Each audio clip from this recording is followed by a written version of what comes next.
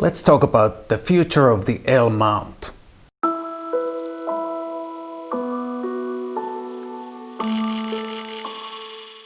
Hi guys, my name is Matti Sulanto. I'm a photographer and a Lumix ambassador from Helsinki, Finland. And in this video I'm gonna talk about the future of the L mount.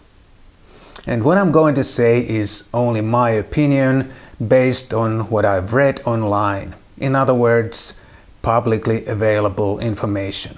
I have no insights or behind the scenes information, and even if I had, I couldn't talk about that. And the reason to make this video is that lately there have been many predictions again on which camera brand or which camera mount is going to die within the next few months or next couple of years. And I'm gonna list the 5 reasons why I think the L mount is going to survive. Number 1, the L mount is already 6 years old.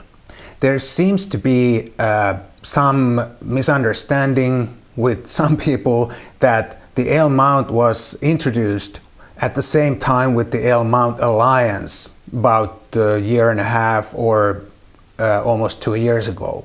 But that's not the case. The first L mount camera came in April 2014, and that was the Leica T. And now there are 3 major camera and lens manufacturers supporting the mount. And it has survived already 6 years. So I see no reason why it wouldn't survive another 6 or 16 or 26 years. Number 2, it's not too late to enter the full frame market. Some people seem to think that because there are already some full frame mirrorless cameras, it doesn't make any sense for Panasonic to enter the full frame market. But it's pretty much the same as saying that it doesn't make any sense to take any photographs anymore because everything has been photographed already. Or it's pretty much the same as saying that it makes no sense to pick up photography as a hobby or try to make it your profession or job because there are already so many photographers who are making great photographs every day. There are currently 6 full-frame camera brands. 2 of them are kind of niche camera brands. Leica is one niche brand. They have a very loyal customer base, but they are not for everyone mainly because of their kind of high prices. And Sigma is another niche camera brand. They also have a loyal customer base, but their cameras, at least in the past, have been a bit quirky and not for everyone because of that. Great cameras, but not for everyone. And then there are 4 mainstream camera brands: Canon, Nikon, Sony and Panasonic. And one of those 4 has a bit of history of making failure systems or cameras, and that brand is not Panasonic. This global pandemic, of course, is slowing everything down, but I still think it's possible to survive in the full frame market. There are enough users and it's possible to get enough market share. And let's not forget about all the benefits that us consumers get when there's more competition. The competition makes the camera manufacturers work harder to make better products for us. Number 3, there are already now enough cameras in the L mount system. Well, of course, there are never enough cameras or features. There's always some camera type or some feature that someone wants that is not available. But currently there are 7 current camera bodies in the L mount system, and I think it's a pretty good number. Leica has 3 models: the SL2, which is a full-frame high megapixel camera with really good video features, and then they have the CL and TL2, And those two are APS-C cameras for those looking for a compact system camera with an L mount.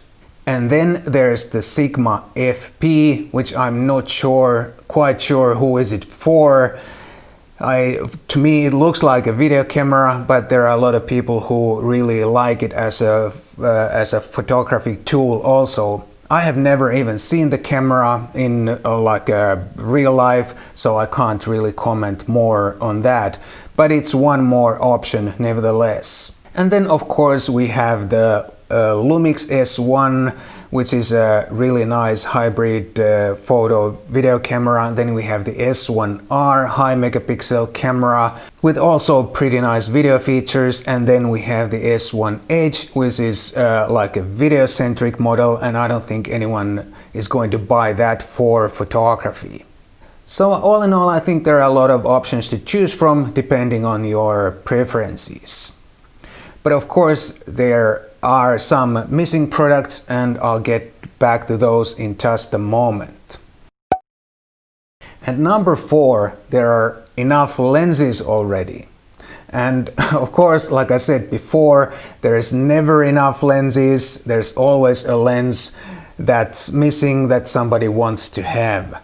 But currently there are 30 native AF autofocus lenses, and I think it's a pretty good number. Leica has 8 lenses, 5 primes and 3 zoom lenses. And of course Leica lenses are high quality lenses, but the price tag is pretty high too, so those lenses are not for everyone. And Sigma has 15 lenses, 13 primes and 2 zoom lenses. And Sigma offers really high quality at very reasonable price.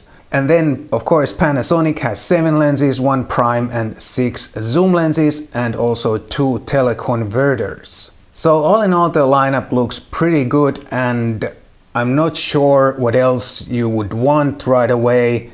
But of course, there are some missing products that I'm gonna talk about just in a moment. Number 5, what is missing? Let's talk about what is missing in the L-mount system, especially in the Panasonic lineup. At the beginning, at the start, Panasonic wanted to target the high-end customers, and that's why Panasonic's lineup is what it is. Whether it was a good choice or bad choice, it's really hard to say, especially now that the pandemic is slowing every business down, and camera business or camera sales has suffered really a lot. But it's clear that Panasonic needs a more compact and more affordable full-frame camera body. And Mr. Yosuke Yamane, who is the director of Panasonic's imaging business division, has hinted that a smaller and more affordable camera body is on its way at some point. And who knows, without this global pandemic, we might have already seen the more compact full-frame Lumix camera body. Because last month there was supposed to be Photokina, and I'm sure at Photokina there would have been some interesting new products. But Photokina unfortunately was cancelled because of this pandemic. And then about the lens lineup. I think there also should be some more compact prime lenses in the lineup, and also more affordable.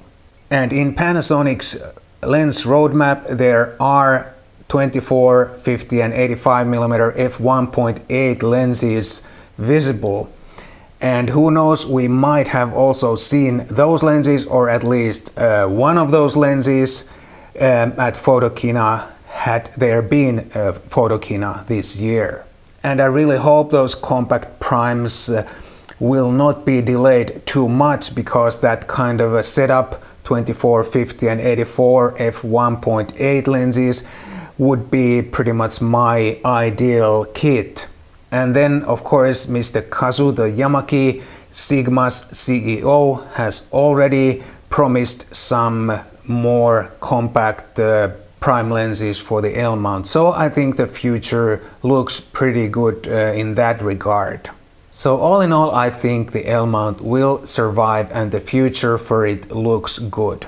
But like I said at the beginning, this is only my opinion and you are of course free to agree or disagree. And if you have an opinion on this, please put it down below in the comments section. And also remember to subscribe, like and all that. Thanks and see you next time.